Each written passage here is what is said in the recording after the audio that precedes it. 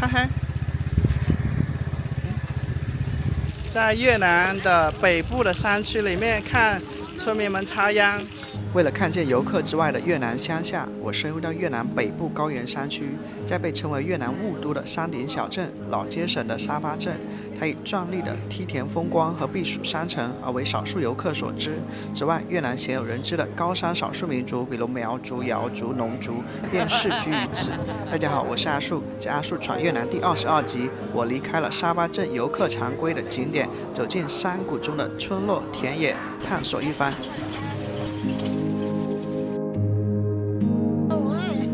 Not oh, still young.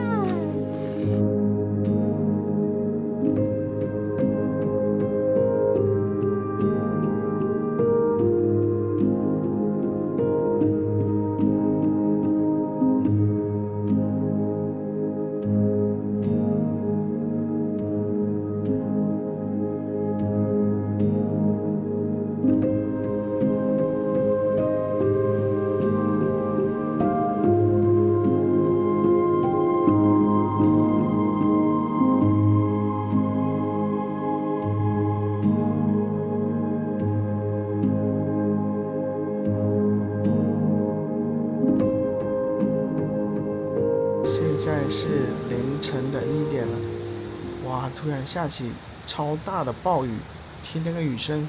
今天早上定了5点钟的闹钟，想起来拍个延时摄影，发现没有呀。早上又是山间云雾的，今天在沙巴也不知道能不能玩啊。下这个雨的话也没地方去。我的天啊！又过了2个小时，出太阳了。把这个云雾给驱散开了，哇，露出非常翠绿的一面，而且透着那种水光的那个光泽啊，很新鲜，哇，太美了。这个颜色特别翠绿，我不知道在镜头能不能看出来，就是一派生命力爆发的感觉，太开心了。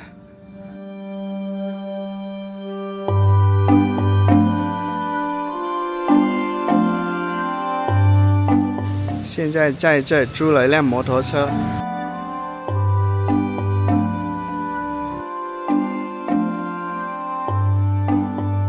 选个好一点的头盔。这个粉色的，这个吧，这个有个这个挡风板。租车费用是10万30块钱，他给你加满油5万越南盾，合计15万越南盾，也就是才45块钱。这是阿树在越南老街省沙巴镇拍的第2集影片。如果你对沙巴感兴趣，不妨先看一下第1集，再看本集影片。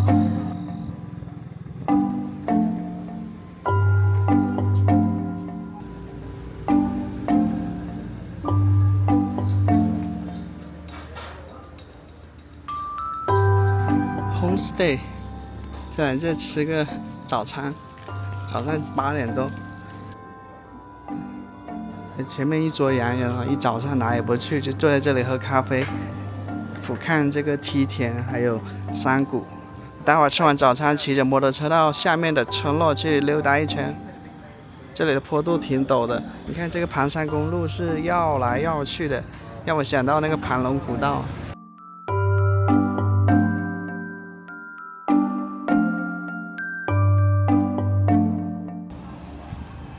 坐这个位置吧。这边的酒店，无论是餐厅还是酒店啊，都有他们这种富有人文气息的一些摄影图片。这个就是法国人建的一个石头教堂啊，在这个地方算是比较有分量的一个景点了。You guess where I'm from? England. England? Right? No. No, no. No, I'm from China. China. China. You don't know China? Ah. Yes, yes. Oh.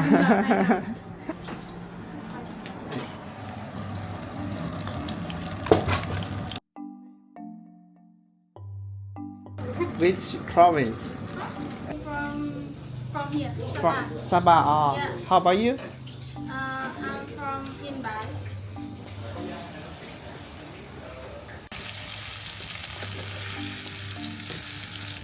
How long you work here? 2 years. Yes. So. Go motorbike from Hurghou to No. I take the bus, and I rent a motorbike in the Sabah.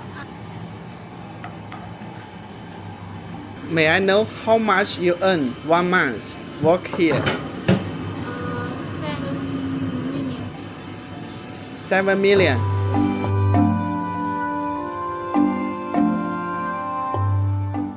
在这个景色下，慢悠悠的喝一杯咖啡啊！不要再赶路了，甜味跟咖啡味都挺重。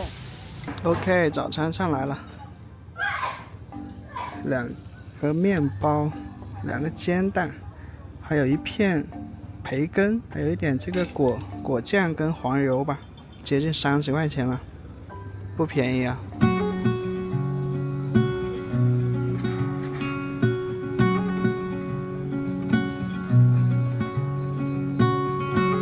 这个温泉蛋。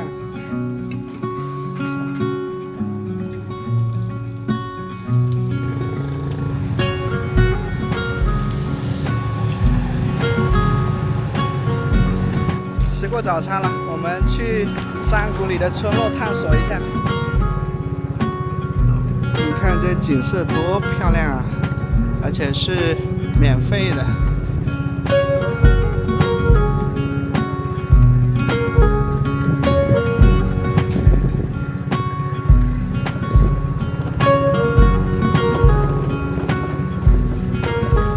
到这儿就越来越多出现这些少数民族服饰租赁的一些店铺啊，写真摄影。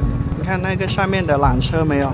那就是去往这个越南最高峰潘西邦峰的一个缆车。如果它天气晴朗的话，我一定上去了。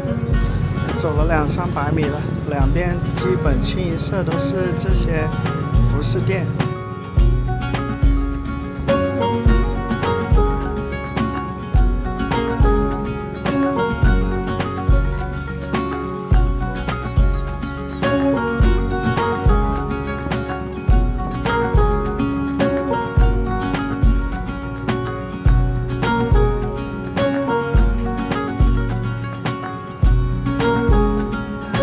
来来往往的缆车，到这以后，我看到这有个检票口，要从这去到这个乡村徒步，好像还要买票。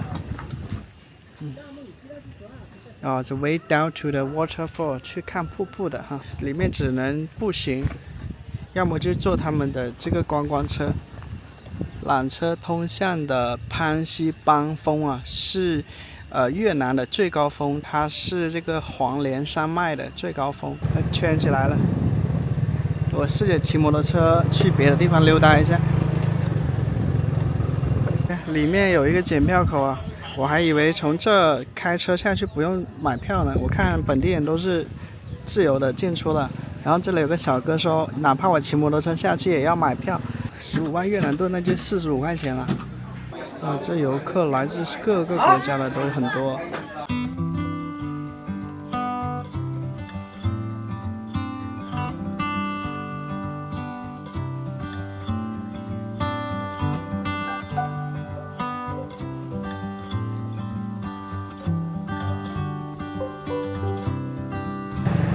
到这就没有铺装路了，都是一些碎石路。我也不知道这条路通向哪里。村落严格来说都散落在这个山谷底下。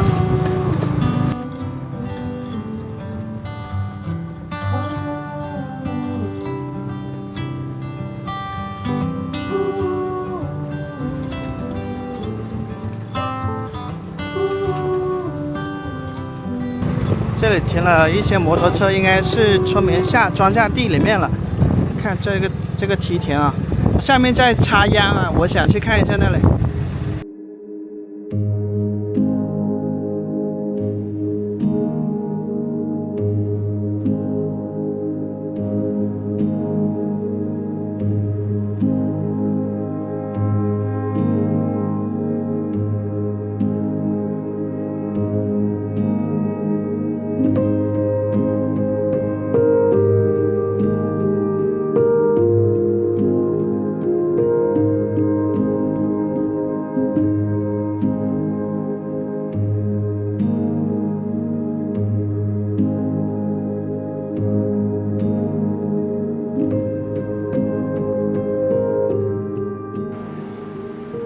没有来越南之前，我以为越南位于热带季风地区啊，它大部分是炎热的。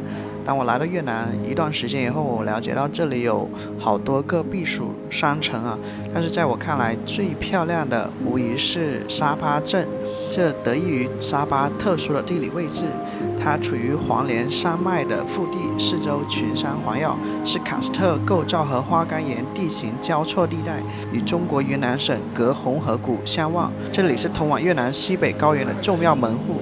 前面提到的帕斯潘峰被称为印度支那屋脊，地势高差悬殊，地形切割强烈，形成了壮观的阶梯式梯田地貌，被联合国教科文组织称为世界最美高山梯田之一。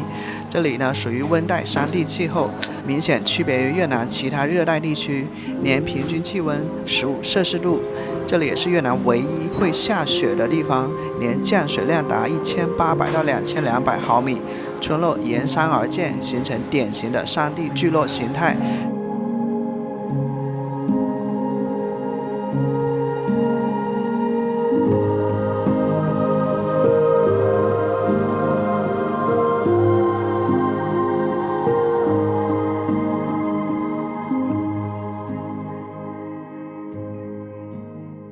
我家的水稻都旱死了，因为广西今年大旱，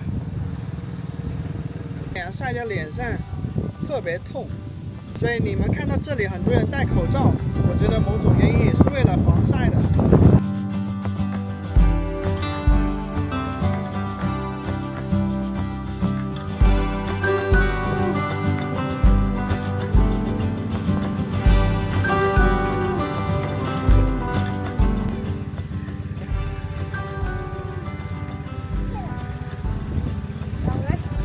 xin chào. Hi, cute. Hello. Hi, hi, hi.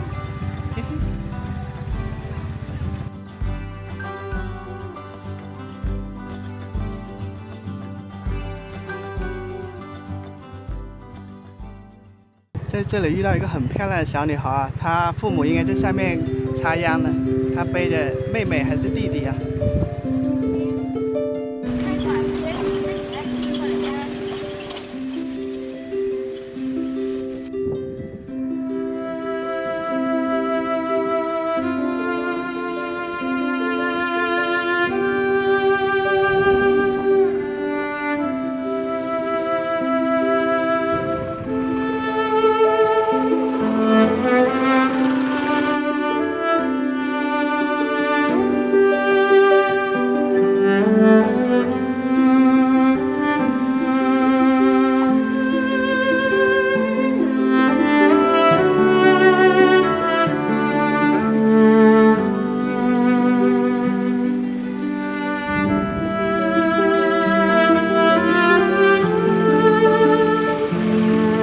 没带小礼物啊，这些小女孩的话都很，我觉得很朴素啊。重回云南的感觉。把车停到路边，家里小孩带着小孩，然后他们的父母就在这里插秧犁田。小女孩太厉害了，她背着一个弟弟呢，她下这个路像飞起来一样。Go！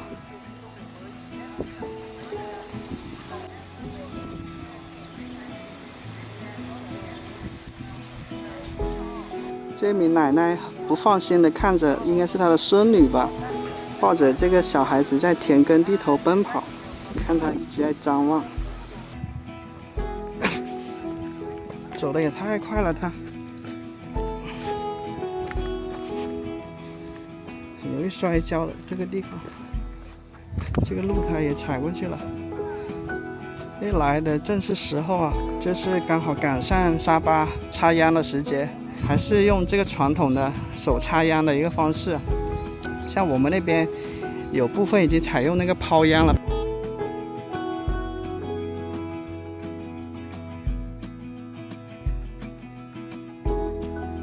你看外国人啊，他来这里体验这个犁田，他们用很新奇的眼光看这些村民，村民用一种很好笑的、很搞笑的这个心态在看他们体验那些你看那些男孩子笑得合不拢嘴了。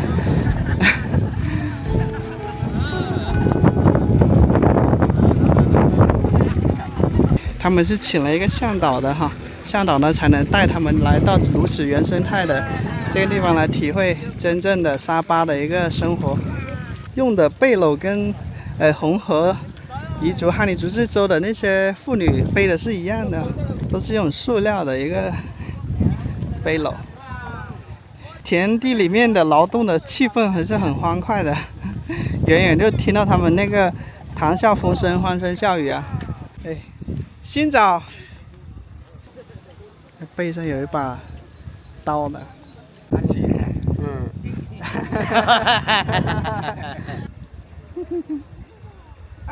有点像藏民啊，藏民也是随身带一把刀的。我小时候呢也是这样子插秧的，但是呢我们都是一家小家庭自己插啊，不会有那么多的一个人口来一起插一个田啊。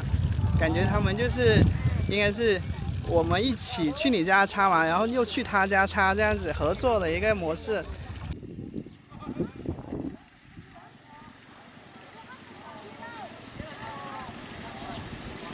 这是两个世界的人啊，虽然同在一片天地之下，下面的人在泼洒汗水，上面的人在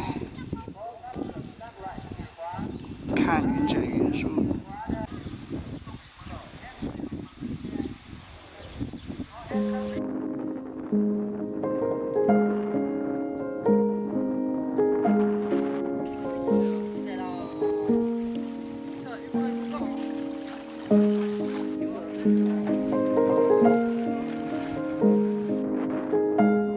在中国已经看不到年轻人插秧了，这里还插秧的是很多这个青少年啊，就是18。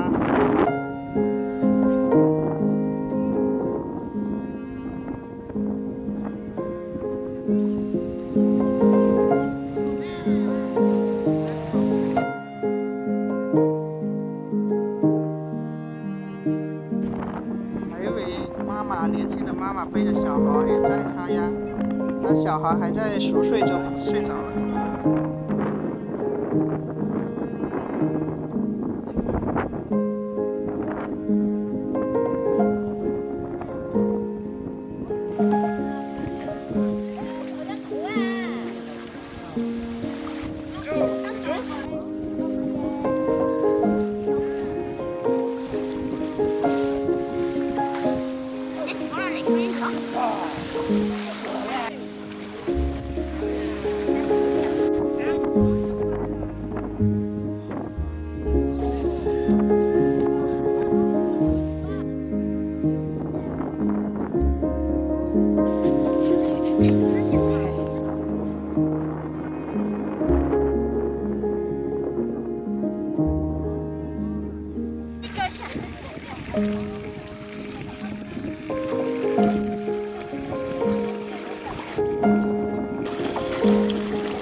你才个几万多了。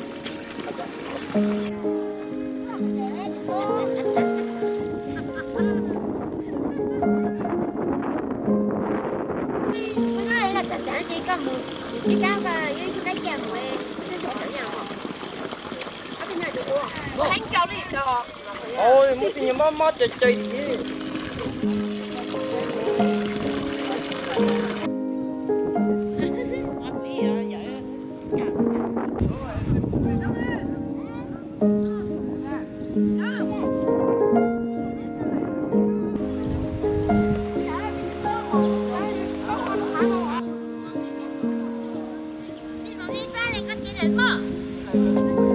不同于刚才那里几十个人插一个田啊，下面这两个老人，一个奶奶一个爷爷，两个人在慢慢的插，爷爷在犁地，然后奶奶在插秧。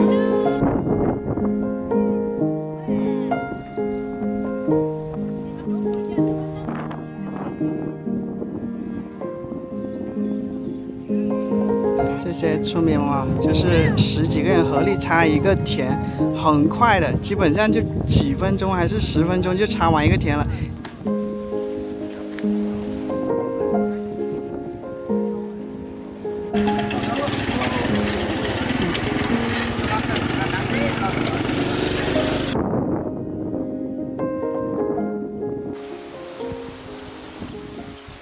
现在田里就剩那个看上去最瘦、最黑、最老的老奶奶了。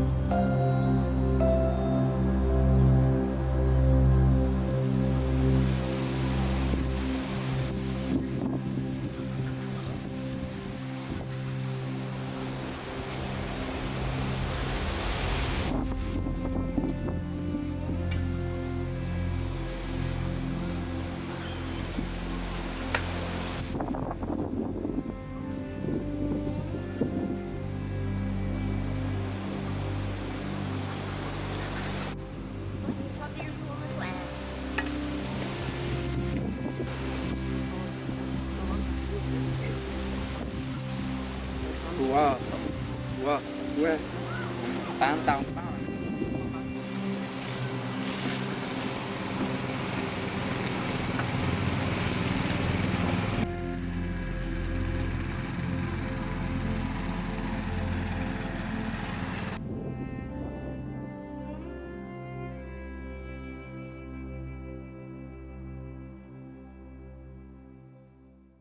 村民们把这些没插的秧苗都带回去了，现在这里就剩我一个人了。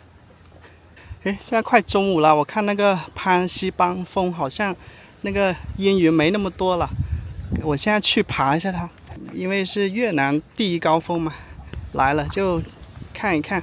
我的头盔弄丢了，感谢好心人啊！哎，我刚才挂在他摩托车上来，走的时候就把帽子放下来。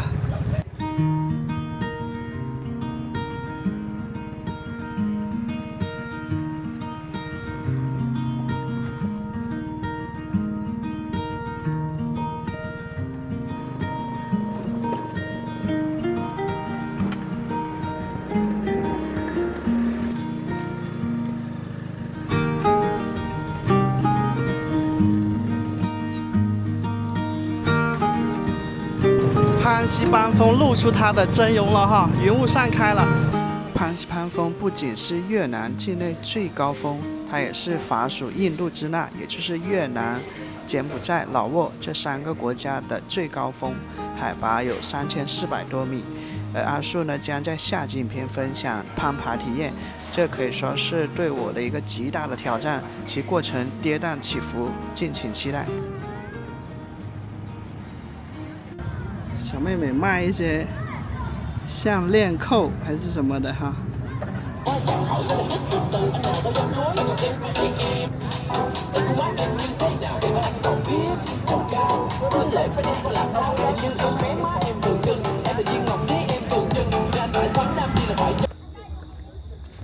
来到了这个地方，这个地方好像是酒店的一个设施啊，成了一个景点了。要买票进去，好像是9万越南盾，27块钱，排队拍照的地方。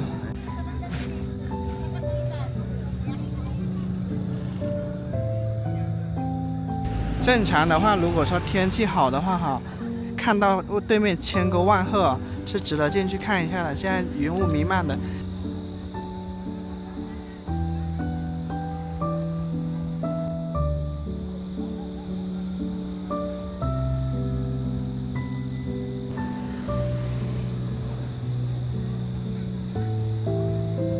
我跟你回头一看，看到眼前这个景象，还是被镇住了一下。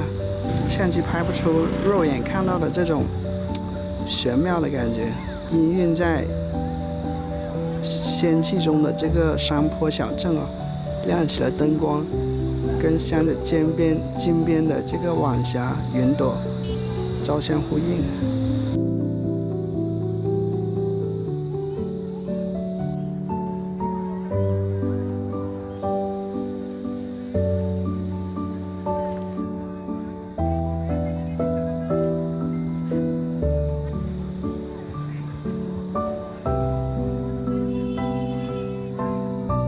沙巴被称为是越南的雾都，名副其实啊！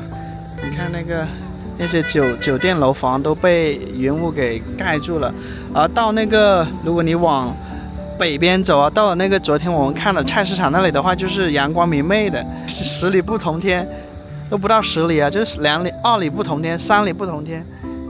你看那个就是今天爬的，这个潘西邦峰啊。你看下面山谷里的那个乡村也是被云雾笼罩的，我不是很喜欢这种的，我喜欢有阳光的地方。这个地方应该得风湿病的概率也不少啊，我都感觉像是刚才骑摩托车从那个盘山路这么下来，我都感觉这个膝盖就是整个身体都湿的，湿漉漉的。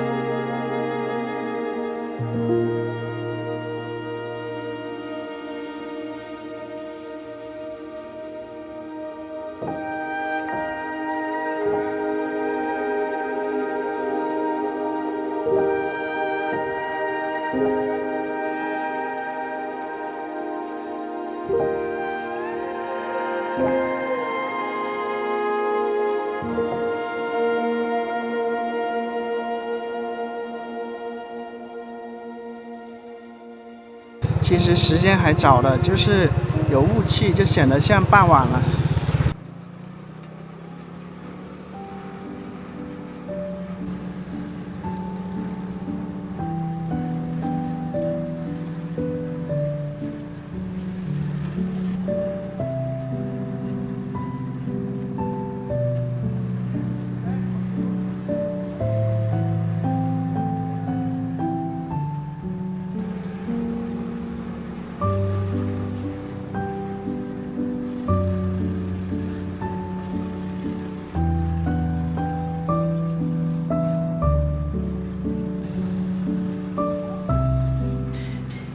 上是本集影片的全部内容，很开心你能看到这里。如果你觉得拍得不错，请记得帮我点赞、订阅我的频道哦，这将给予我动力更新更多精彩的影片。最近阿树一直在舟车转场不同的地方忙碌的拍摄，所以剪辑上更新有些慢。随着越南的旅行接近尾声，阿树的更新频率会慢慢提高。一个旅行是相当孤独的，感谢一路有大家的陪伴，感谢收看，我是阿树，我们下期见。